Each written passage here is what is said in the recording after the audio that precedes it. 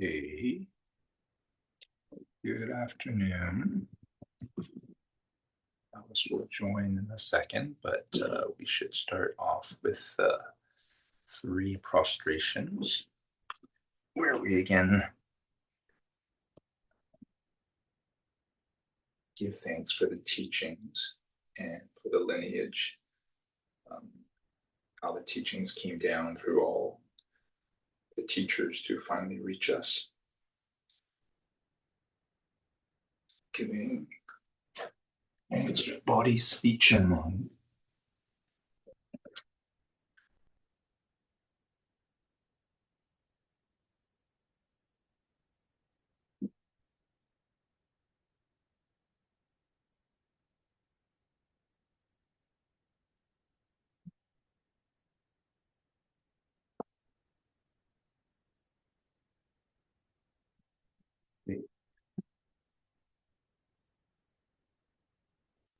Your prayers with you. I will put it up on the screen, but as we're in a class 8, we will do both in Tibetan. And what I wanted to show, I think I showed in the first class, was with the first one, you're supposed to do a mandala, a hand position. I haven't done this for a while, but the ring finger is supposed to represent the great mountain. We start with saying the great earth, 4 continents. So the ring finger, as you can see, is supposed to be the kind of, you have your hand this way and you put the backs of the hands against each other. And the ring finger is a great mountain. And then you have your thumbs touch your pinky fingers. You crisscross the forefinger with the other middle finger. And then you create the 4 continents, because that first prayer is the great earth. It's, the great mountain and the 4 continents. So that's what's you're supposed to have in your hand. And at the end, when you say Idam Guru Ratnam Madalakam, you just kind of fold it up into a prayer. And for the next prayer. All right. So why don't you find your mandala if you feel you can, back of your hands, ring finger up. I will hold up the prayer so that you can see it in Tibetan. And today we will do, again, the Tibetan. So it goes, Sashi Puki Jukshin Metok Tram Viram Lingshi Yende Genpa Di Sangye Shindu Mite Uwargi Drokun Namdak Shingla Dupar Shok Idam Guru Ratnam Malakam Niratayami. Now you put the hands in a prayer. And for the second one, with taking refuge in the witch, we're also going to do this one in Tibetan. So remember, I start with Sangye, and then you join in after. All right, and we're doing it 3 times. Sangye Chudang Soki Choknam La Changshu Pardu Dakni Kyapsu Chi Dakni Jinyin Gipe Sunam Ki Drola Penchir Sangye Drupar Shok Sangye Chudang Soki Choknam La Changshu Pardu Dakni Kyapsu Chi Dakni Jinyin Gipe Sunam Ki Drola Panchir Sangye Drupar Shok Sangye Chudang Soki Choknam La Changshu Pardu Dakni Kyapsu Chi Dakni Jinyin Gipe Sunam Ki Drola Panchir Sangye Drupar Shok. Okay. Well, thank you for joining. This obviously is Thanksgiving weekend in the States. And so I earlier in the week, I wasn't sure exactly how I wanted to start the class.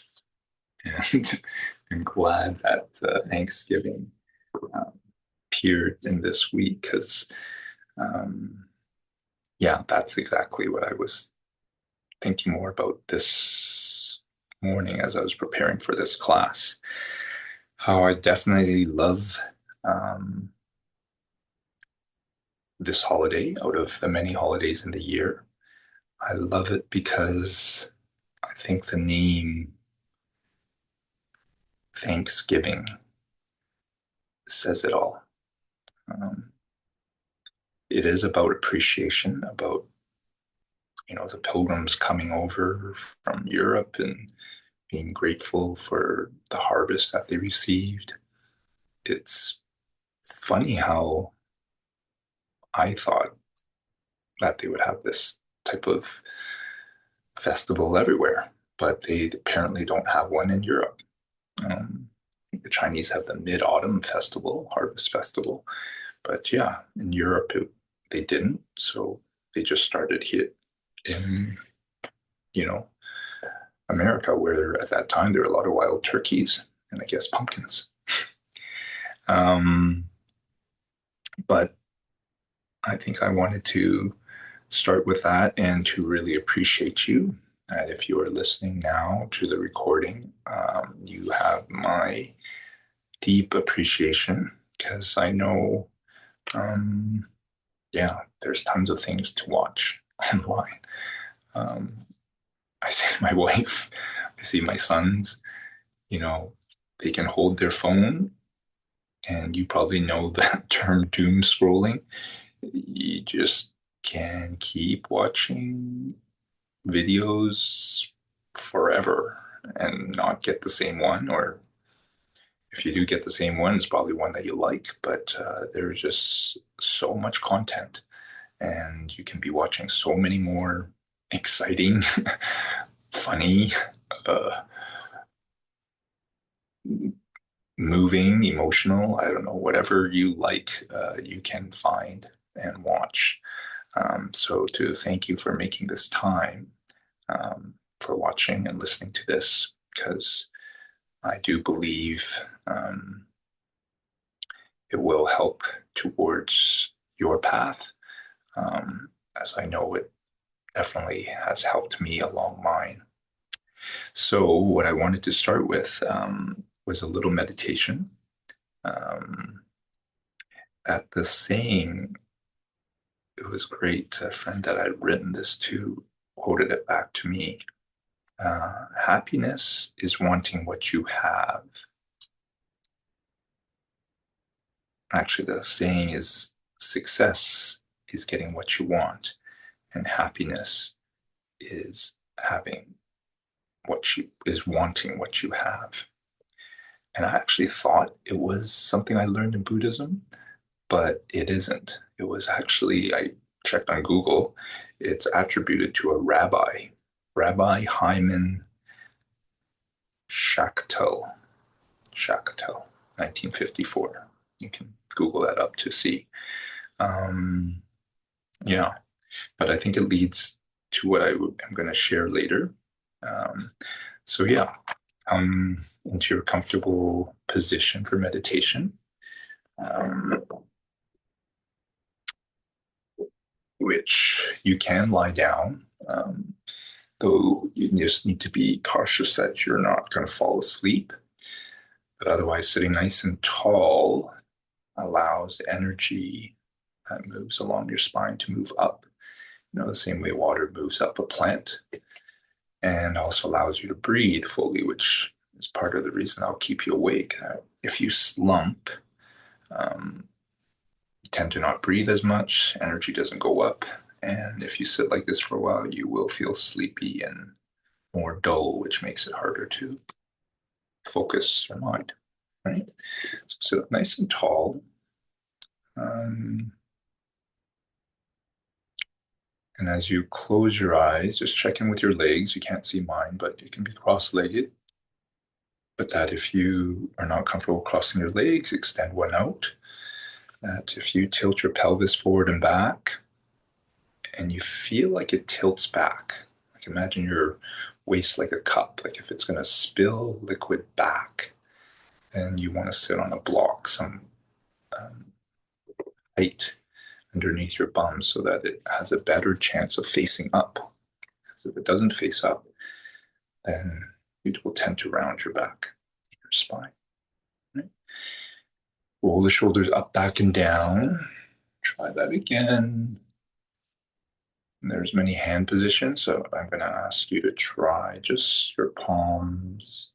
I usually say for males, left fingers over right, females right over your left, tips of your thumbs lightly touching, just resting it down. And tips of your thumbs like this so that if you do fade out, your thumbs will probably tend to fall off each other, won't touch the tips. And so, as part of your spine, your energy channels your head gently. Just check you're not tucking it in too much, like what I'm doing now, or lifting it up too high. And if you look through the middle of your eyes, you can open them to take a look. Look out towards imaginary horizon.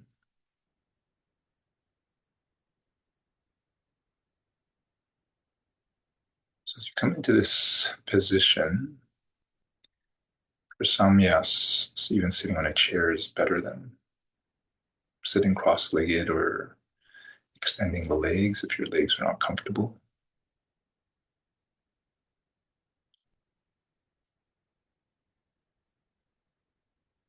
That if there's some part of your body that's really tight or aching right now, definitely feel free to move it a bit, or massage it with one of your hands.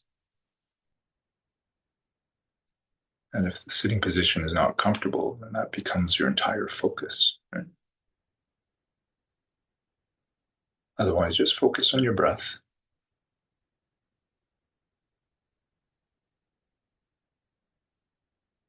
Through your nostrils if you can, or through your mouth if you need.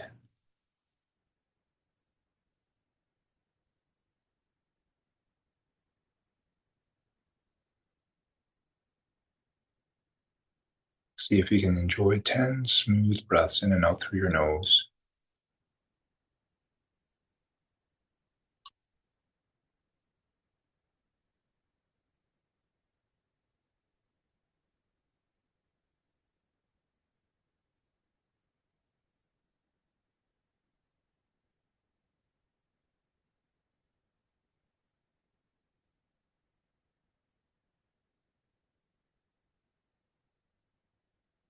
Bringing your attention back if your mind wanders away.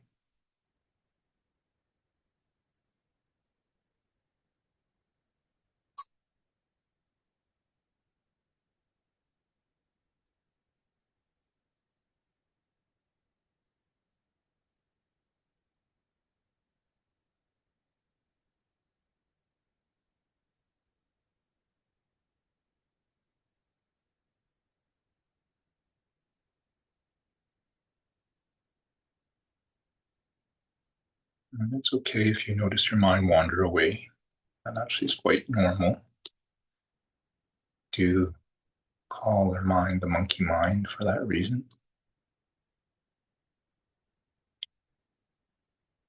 And that the Buddhists do say it's always moving. It's never still. Though we may have moments and times when it does feel easier to just be fully present. But as I was saying,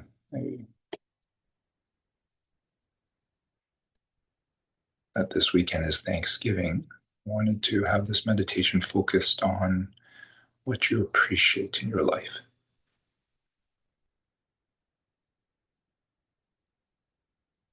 what you already have.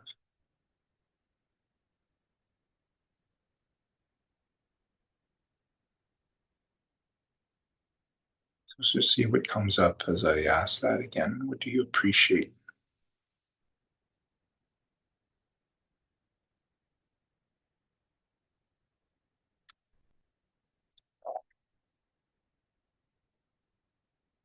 No, they don't have to be big things. They can be the smallest things.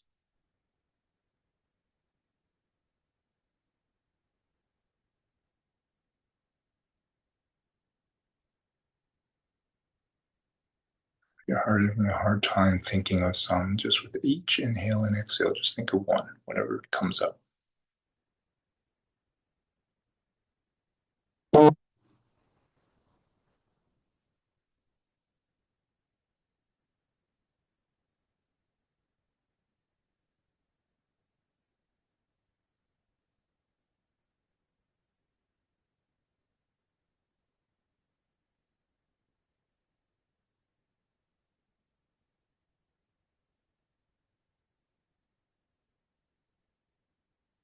Once you think of a few more,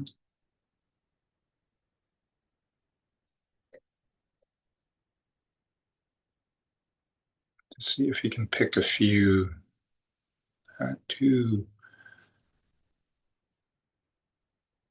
may appreciate a little more right now.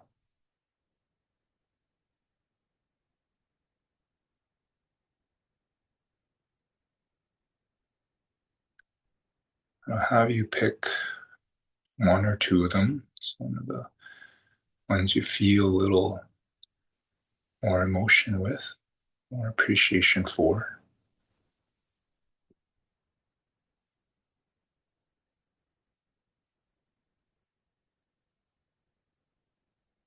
And just focus on that feeling of appreciation. Maybe not the object or the thing or the person. This sense, this feeling of appreciation in your heart area.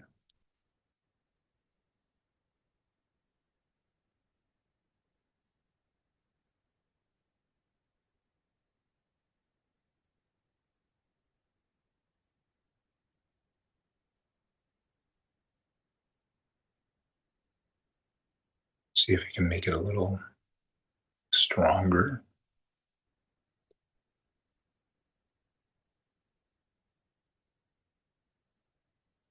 Spread it down to your arms and to your legs,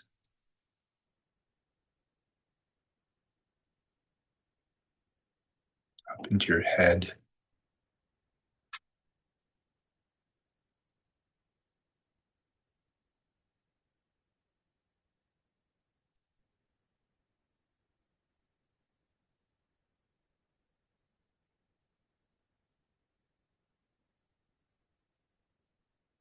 Feel nice.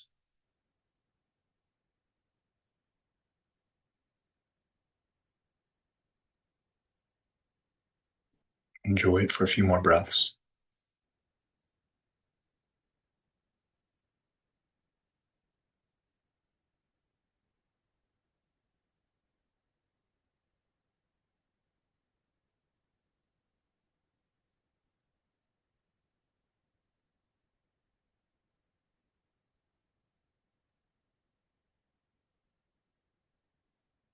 And just visualize a golden light wrapping up this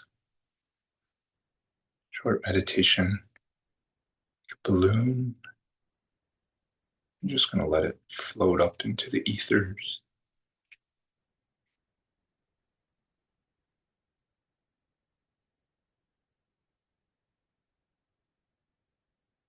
And then just slowly coming out of your meditation. Just tucking your chin in, rounding your back. And doing a little sitting cat, sending your chest forward, lifting your chin. Exhaling, rounding. Just doing a few more.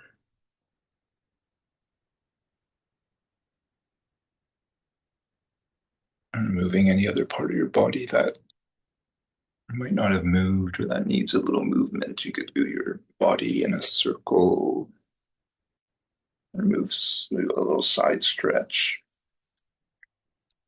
When I was taking these classes, often, I'd have a piece of paper and pen, and the teacher would talk, and instead of kind of just staring, I would kind of write notes to help me remember and draw little pictures to help me remember some of my notes.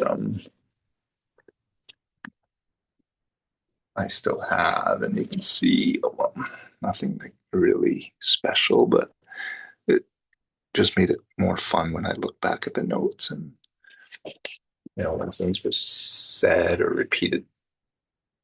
Yeah, it helped me. So yeah, for some of you, you might be doing this while you do some yoga stretches. That's definitely fine. Again, while you're lying down, doing something. Um, but yeah, that was a short meditation. Um, and I guess I wanted to share that because it might seem like a very simple practice, and for some of you, it might not be a big deal.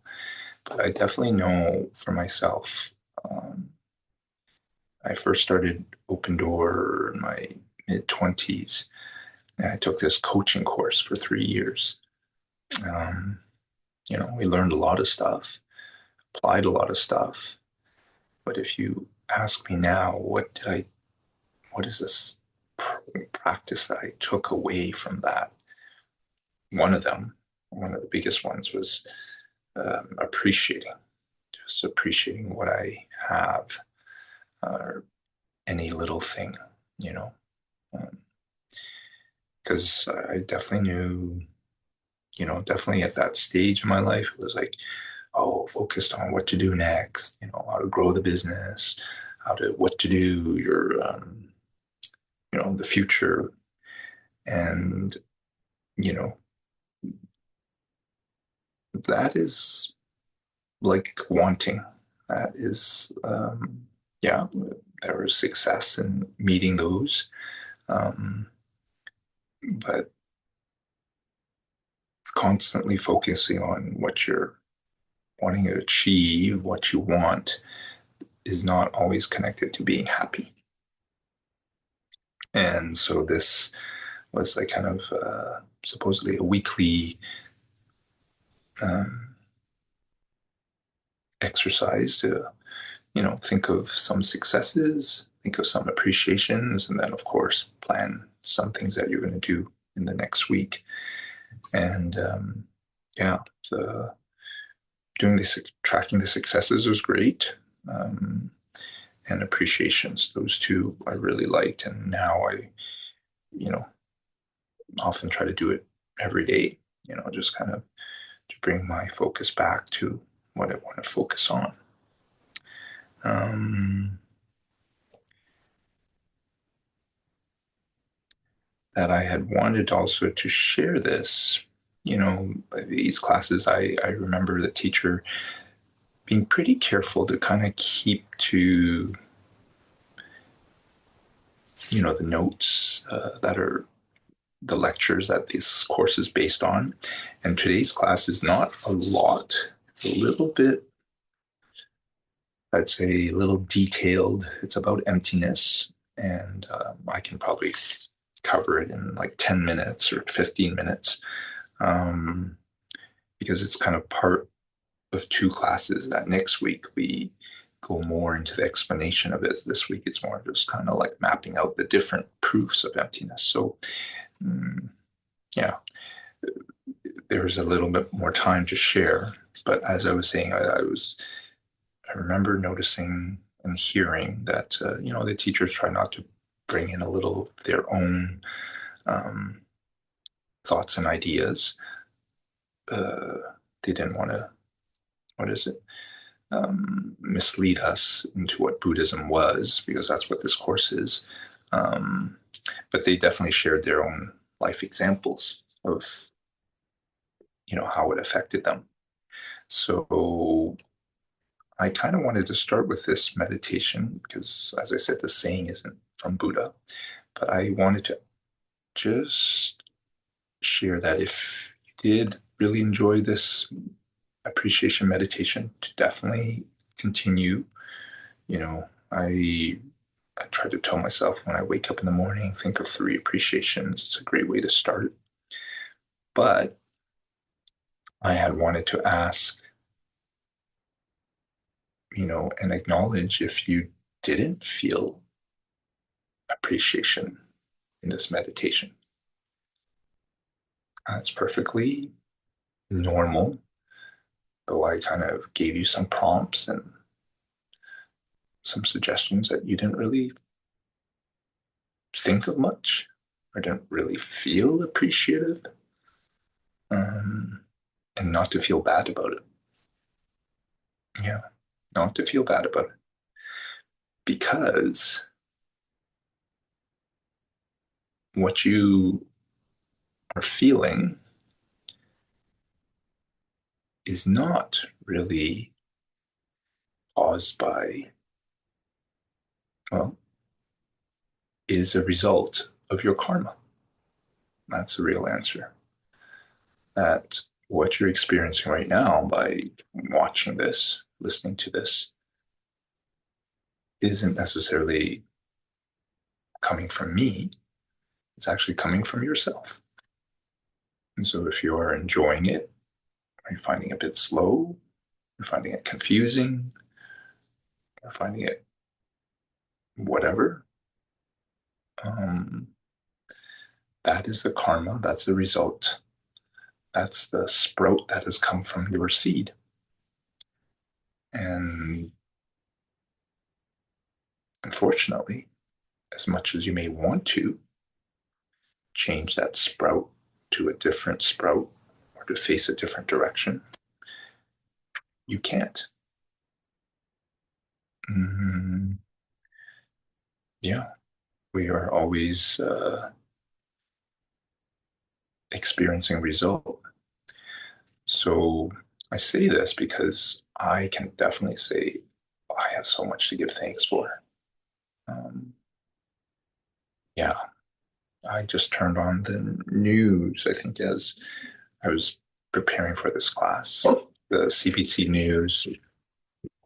That's on for 5 minutes only at the beginning of each hour. I don't watch a lot of news because, like some of you know, it's usually not so good news, right? It's things you shouldn't want to listen to before you go to bed. And there I was hearing about the war in Gaza, the war in Ukraine, the fire in Hong Kong, the flood in Sri Lanka. Story after story of suffering, people suffering. Just, you know, um, so maybe that's a good thing to listen to make you kind of appreciate where you're at. Um, no matter what you're thinking is not going well, where you live, the fact you have shelter and food, um, is a lot more than what a lot of other people are missing. Peace, um, in the world. So yeah, and yet, as I say that, if you were to ask me, "Oh, how's your week been, Hogan?" I would say, "Yeah, I can list." I just gave a card to a friend who's turning 50. I don't know if they got it yet, but it was like, write down 50 reasons, 50 things you appreciate. Might sound like a lot, but if you think about it, it's not a lot. And if you listen to the last class, you'll kind of understand why I would say it was a great week, but I just had this lingering feeling of sadness. Um, yeah, which is not what I really would like to feel. But like I'm telling you, it's not really something I can control. Like I can say no, I won't want to have that. Um, but there I would feel it when I wasn't focused or doing something else. So yeah, it's I guess this is why I was sharing this meditation, just in case you didn't feel it, just in case, no matter how appreciative you can be of everything, that there are still things that are niggling you, that things are still bothering you. That I would remember I'd sometimes finish a class And I'd feel good. I'd be like reminded of, okay, things are empty. I step outside this room and I get blasted, yelled at, you know, suddenly my blood pressure goes up. I was reading my journal and I was I like, it was from the retreat, and it's like how I need to remind myself to be patient. And yeah, it just, things can be going really well, but you can still, you know, have your karma mm, appear to things and feelings that you don't want to have. So this is where Buddhism will say, if you don't like the result, don't like what you're feeling, make sure you don't do it to somebody else. Yeah, I'm missing a person. I probably made someone miss me. Um, so be really careful that you don't. Um, that even if you don't think you did it this lifetime, that also be prepared if you're not wanting it, that it actually might come up more. And so my teacher had these great examples about he wanted to get rid of divisive speech, which some of you might remember means it's like a misdeed where you're trying to divide people. That gossiping is an example of that. So he noticed himself kind of doing that, and then he noticed people gossiping around him, and he started like, I don't really want to have that in my life. And as he started to focus on not doing it, not just not saying it, but in her head, not even trying to go into those thoughts, he just noticed it grew and grew. And that this is kind of like a phenomenon you might have heard sometimes when you're trying to clean out something, you notice it more and more. It's kind of like if you don't like something, you see it more around you. So, yeah, I was trying not to get yelled at, which I think was a misdeed of harsh words that I might have spoken, which I mean, actually, I do know I was guilty of that. I just saw it lots. And so if you're suffering in any way, they say what may help is to remember that you're purifying the karma, that you're cleaning it out. And by doing so, you won't get it later on. Right? So hopefully that will give you a little solace, expect it, expect more of it, and don't do it, but you're burning off the bad karma. But if you've had a great week, you've had some wonderful results. I almost joke that people shouldn't, Buddhists shouldn't ask each other, how are you doing? It should be, how is your karma? If you are enjoying, loving your results, they say, keep replanting the seeds. It's kind of like you have a great harvest, keep some of the seeds for next year to plant. So one way to replant it,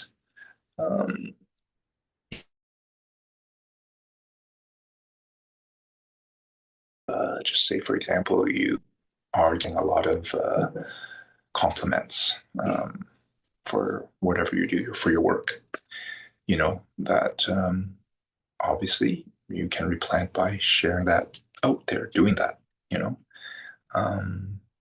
But just say you just experience something beautiful, like you see something beautiful.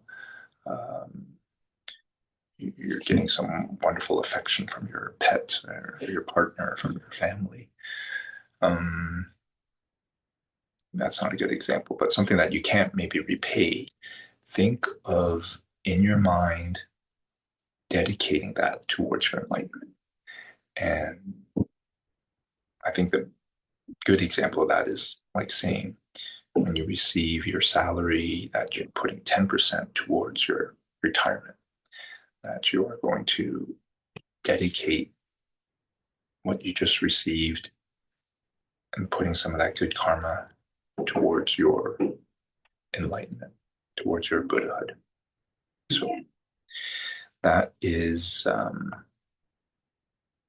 two ways to practice, all the time. One of the things I read this week was just about death meditation. I don't know if I'll have time to lead you in one before the end of the class, but one of the last steps is remembering to practice. Put aside what you're doing and make time for your practice, because that's the only thing that will help you in your afterlife. So it's not always about doing your readings or doing your meditations. More of the time, you're not doing those things. You're, dealing with other people, dealing with other things. And you're saying keep that awareness of what you're experiencing. There is karma, which is indifferent too. There's three. So, but you can use what you're experiencing as part of your practice. And one way I believe I've shown you before that I have done is keep that little notebook, that little 3-ring notebook that I kind of write each day, 9:30, 12, 2:30, 5, 7:30, and 10. It's called the 6 times book. And that I use it now to track, every 2.5 hours, something good that happened, some not so good karma. Really just as a reminder to have me kind of remember emptiness. Because as I told you before, the innate seed is that we can talk about it. And as soon as you get off, or maybe even right now, you see me and you'll be like, yeah, he's out there, he's talking. And the truth is, it's really coming from you. And so tracking that gives me this reminder at least 6 times a day that things are empty. They are coming from me. So that's another practice you can do. I shared, not really fully, this practice called the 4 immeasurable thoughts that you're sending out to all beings, not just humans in this world, but they say sentient beings in the universe. So Buddhists believe in aliens. Thought of love, that you hope every sentient being gets what they really want. Compassion, that they do not have any pain. That joy of doing good, that they want to do this daily. And equanimity, this fact that they actually treat each person the way they would treat their most beloved. So you're sending out these 4 thoughts. It's actually part of a yoga practice. I might have done it with some of you in class. It's as you do the practice, you're thinking of sending these gifts in the 4 directions. But when I heard it and I was told, like, oh, make this part of your practice, I don't know what it made me think of it. Maybe the teacher suggested, do it with something you don't like. But I started doing it when I was running. And I smile because for running, for some people, is something that they really like. I'm guessing if you ask Google or ChatGPT, are there more runners or more Buddhists in the world? Maybe there would be more runners. Yeah. So, but for me, I have the karma that running just sucks. I run too slow, I'm bored. I run too fast, I'm having a hard time breathing. I naturally sweat like I don't know what, just sweat a lot, as some of you know. And, wearing glasses sucks because when you're sweating, it's sliding, your glasses are sliding down and they're blocking me from like wiping the sweat coming down my eyes.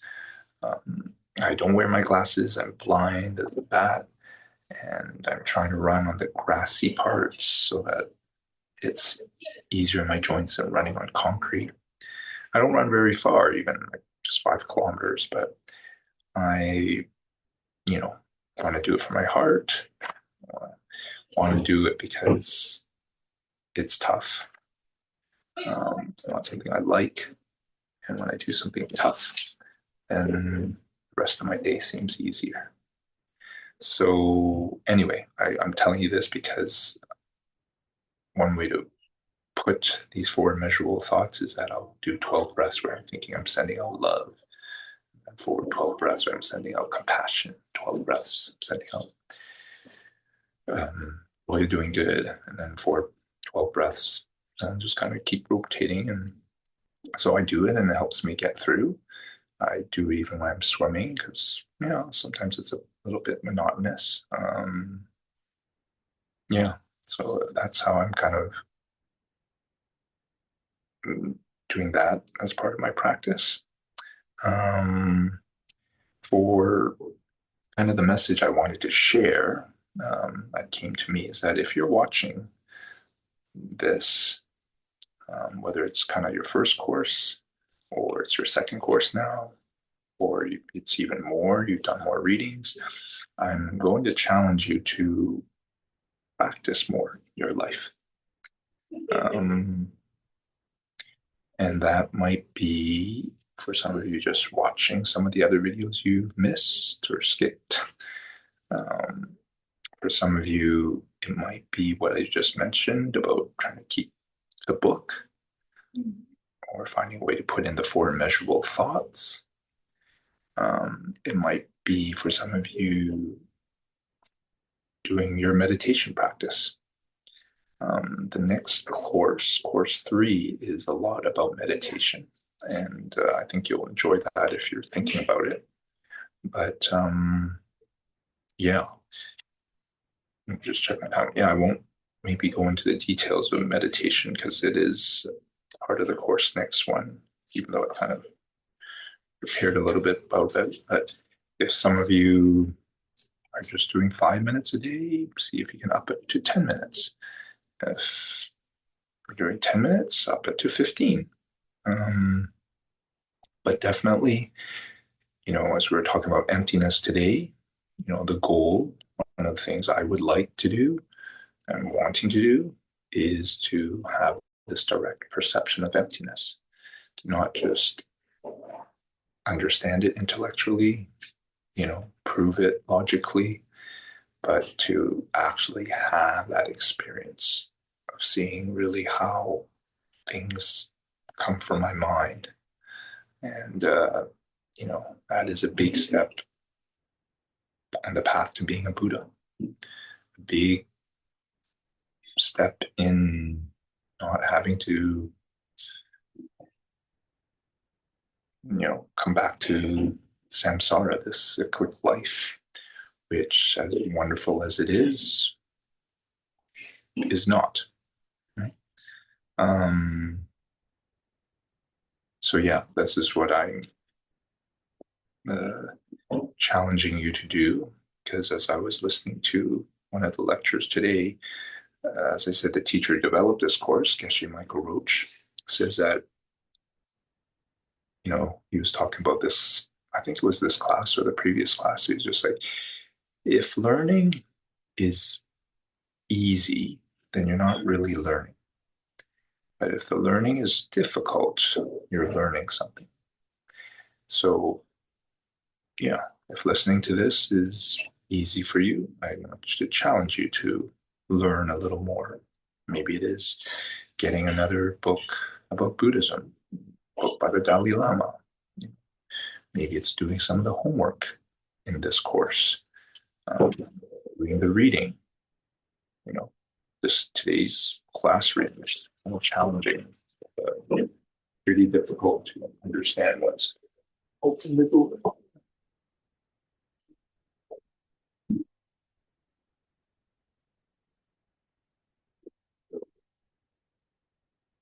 But I do want you not to, they say anyone who is exposed to these teachings have probably listened to it before in their past lives. And supposedly we are really close to that direct perception of emptiness. Um, so that uh, it does require one's mind to be able to focus on an object. Geshe Michael Roach says, for an hour. So this is where I took a look at my journal, and it was about 10 years ago that I started, you know, daily 1 hour meditation in the morning. And it might, for some of you, seem like, oh, well, it's probably not a big deal for him. He's a yoga teacher, but I can tell you it hasn't been easy for me. The reason why I started yoga when I was 17, first year university, was because my mind was so busy, and it still is so busy. It's great. It helps me figure things out quickly, process things. But there I'd be on a Sunday afternoon with time mapped out to do these readings for my homework and understand them. And there I'd sit there already, and there my mind would go whoosh to the future, whoosh to the past, what I'm going to do later, what did I just do, what do I want to do, what did I regret doing, just jumping all over the place, everywhere except where I wanted it to be. And it was, after taking my first yoga class and having my mind just quiet down enough that I could, actually study, that got me hooked.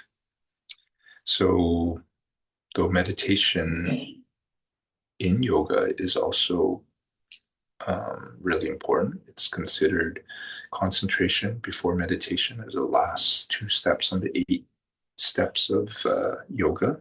It was always something that I had a hard time doing. I think a lot because you don't always feel better. And if you do the hatha yoga practice, which is like a moving meditation, if your mind isn't calm, at least your body feels better, you know. But you can sit in meditation, especially if you're not doing a guided one and you're trying to just focus on your breath, that you will just feel like you're constantly failing. This is what our teacher said in the retreat. I was in the weekend retreat 2 weekends ago. That he started by saying, by just appreciating us for doing something that you're guaranteed to fail. That you can be doing, it doesn't mean that if you've practiced so many meditations that your focus will necessarily grow and increase.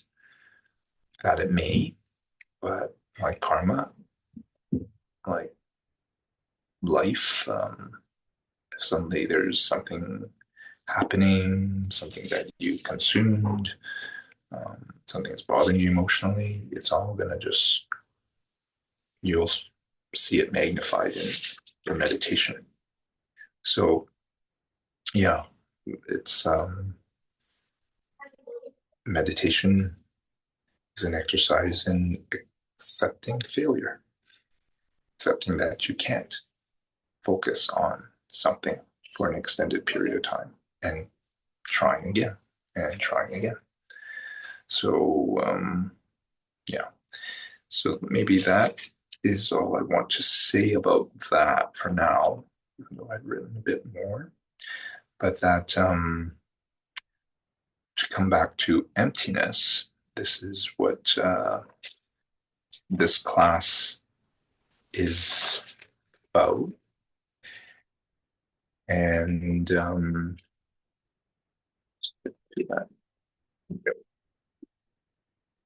that there are 5 major proofs of emptiness. 5 major proofs of emptiness.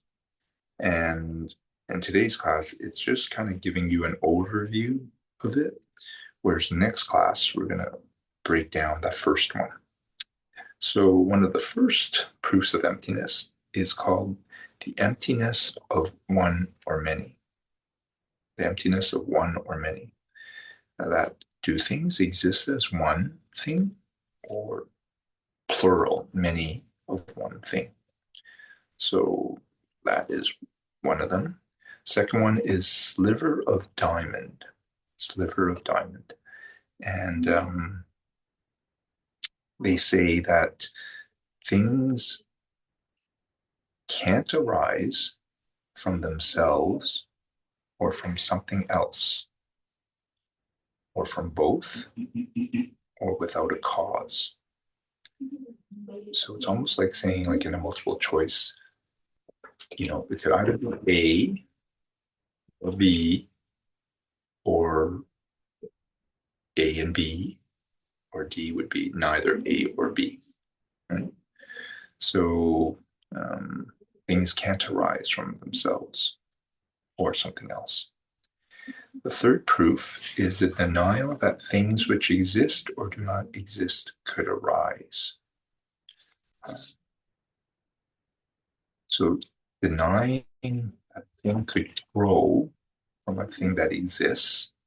Like last week, we were talking about how a thing exists requiring two things. It requires a perceiver, and it also requires that something looks like that object, right?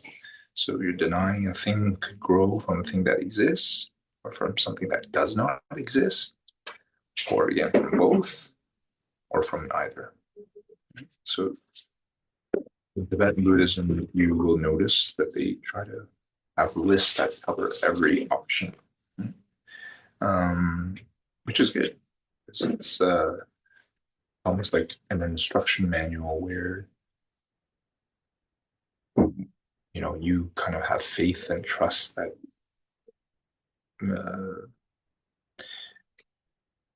it really knows what you're trying to figure out because it's so thorough. Right? So the fourth one is the denial that things could arise from any of the four possibilities. So the four possibilities is denying that multiple results could come from multiple causes. B, denying that single results could come from single causes. C, denying that multiple results could come from single causes. And D, the opposite, denying that single results could come from single causes. Right? So even those couple can make your head kind of go, okay, whatever. But the fifth one is the king of the reasonings. It's the reasoning of interdependence or dependent origination. And this is saying that things are not self-existent because they depend on other things. And it usually is, the reasoning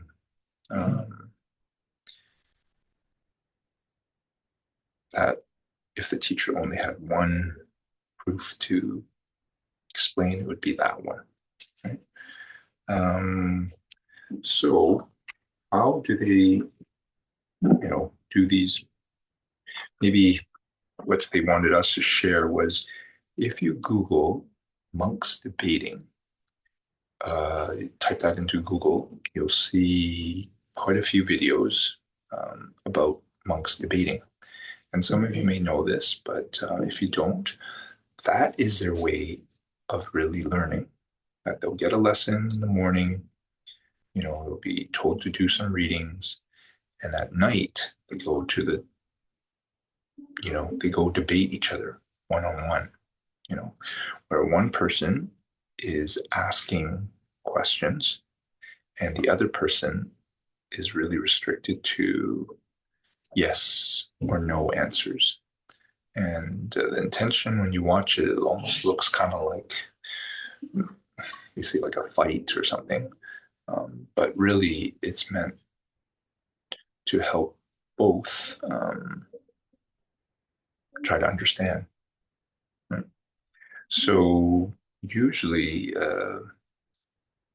what starts debate is a statement, right? So there's kind of can be 3 or 4 parts to a logical statement. So they give an example here. I will read out and I'll show you. Sometimes I know seeing is easier than hearing it, especially when it's not something, you know. And so I'll read it out for you. You can't see it. It says, consider the 3 knowledges: basic knowledge, path knowledge, knowledge of all beings. They do not exist really because they do not exist really as one. They do not really exist as many. They are, for example, like a reflection of an image in a mirror. Mm-hmm. So those are 4 lines of a logical statement. So I'll kind of explain one. The first one is usually the subject. Here's another example, maybe one that's not so, it would be easier for you to understand. We'll say, consider my hand. My hand is part of my body because it is attached to my arm. So that's a logical statement that would start off a debate. One person would say it to the other one, and the other one would say yes or no. And then the first person would ask another question and try to get to the point where eventually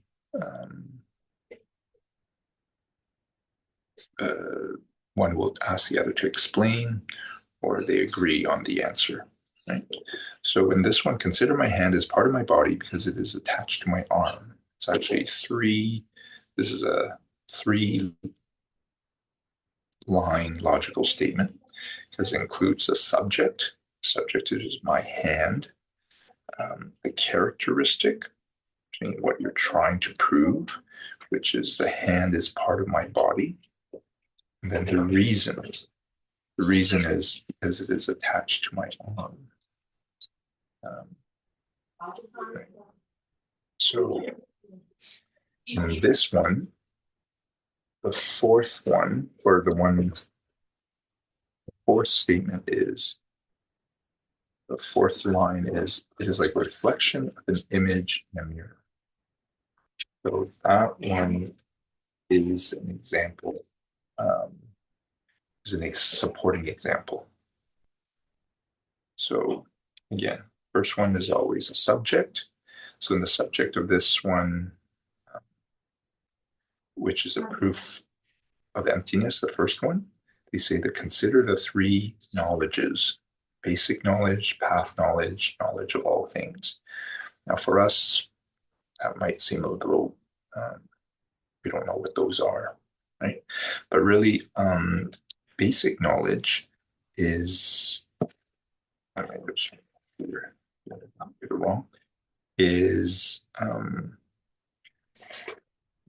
the perception of selflessness, or they say the gotcha that we talked about last week, that things don't really exist. And this would be kind of like the knowledge from the lower school, right? Path knowledge is that perception of emptiness. It's actually by someone who's perceived emptiness, and it's from the higher school. And then the knowledge of all things is what a Buddha has, where they know everything. So those are the 3 knowledges. So what they're trying to prove, second line, is that they do not really exist. Right?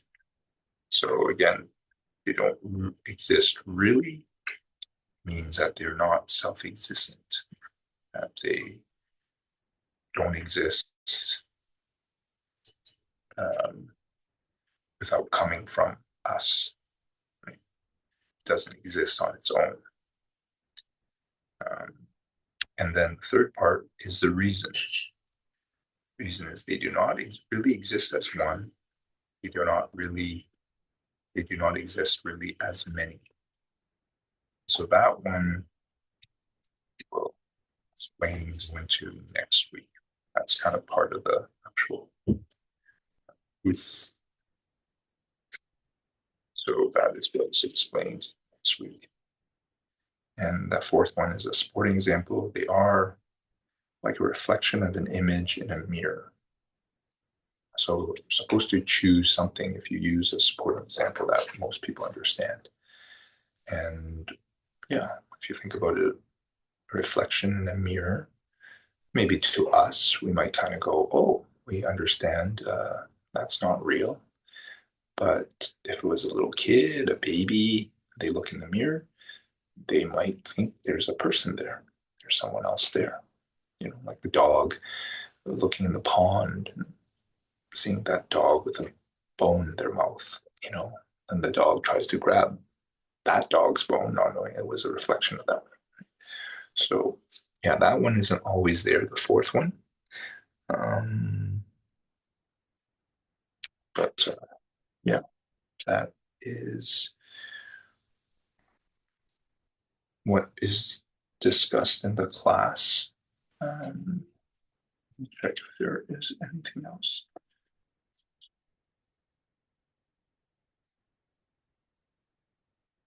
Yeah, that they just kind of review the gotcha again, the thing that doesn't exist, the self-existent thing. One of the examples they said is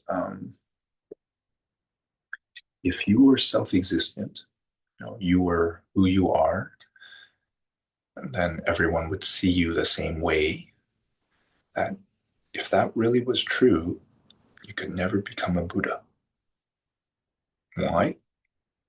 Because that could mean that you can't change. But the fact that we are empty, you know, who you think you are, who others think you are, means that you can. And that with the right seeds in your own mind, you will suddenly see yourself as a Buddha. That reincarnation,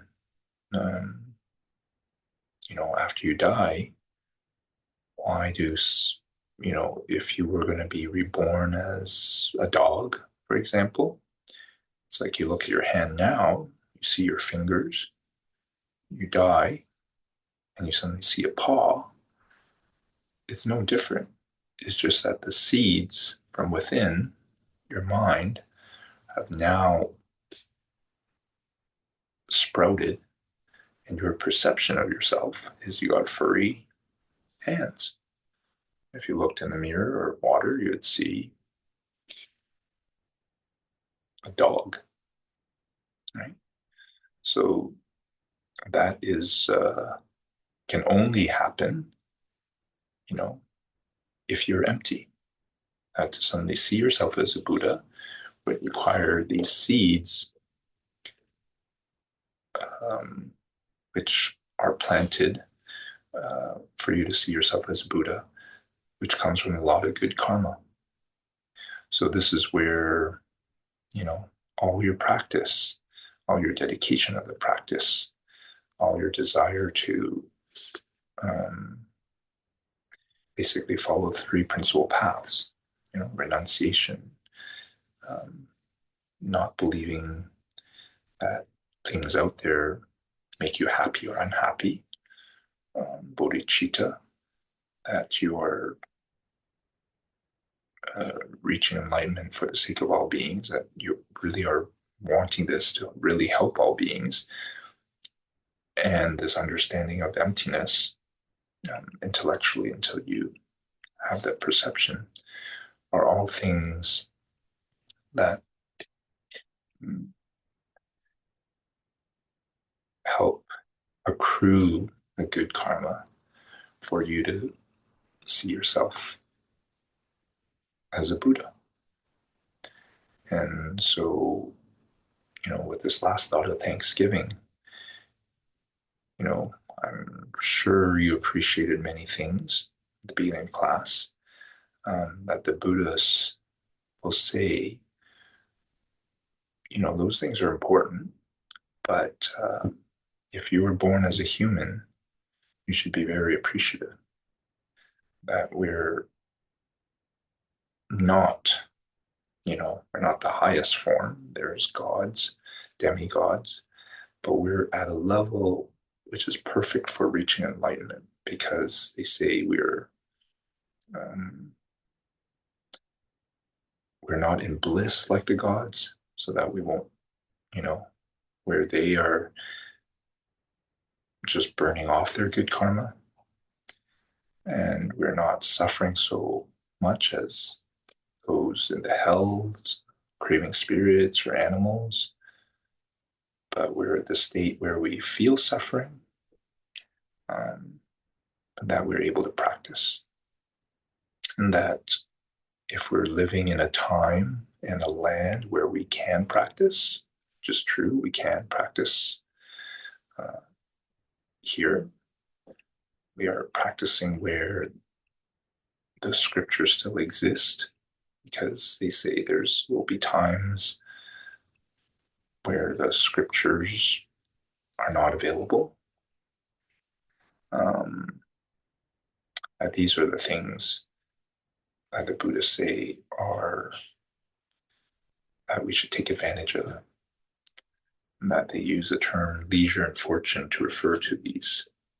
There's actually, I think, 10 in total.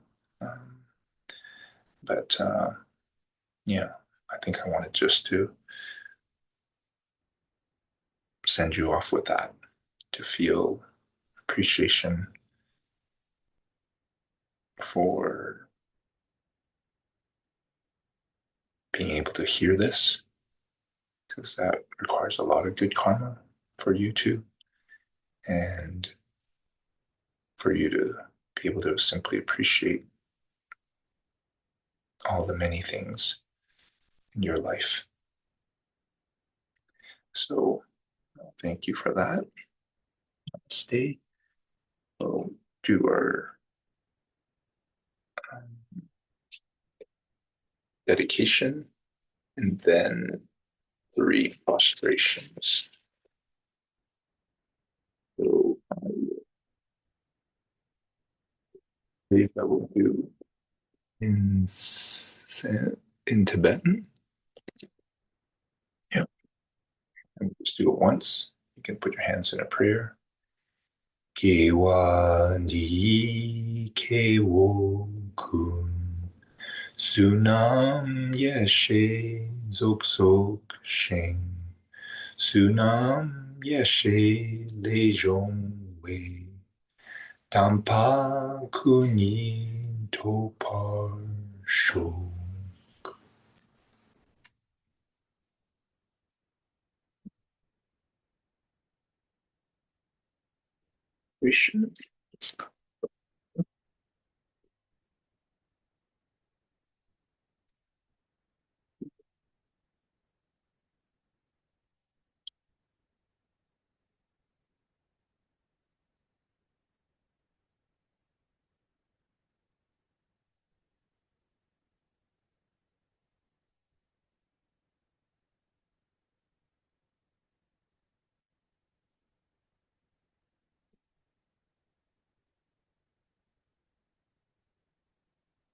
Listening.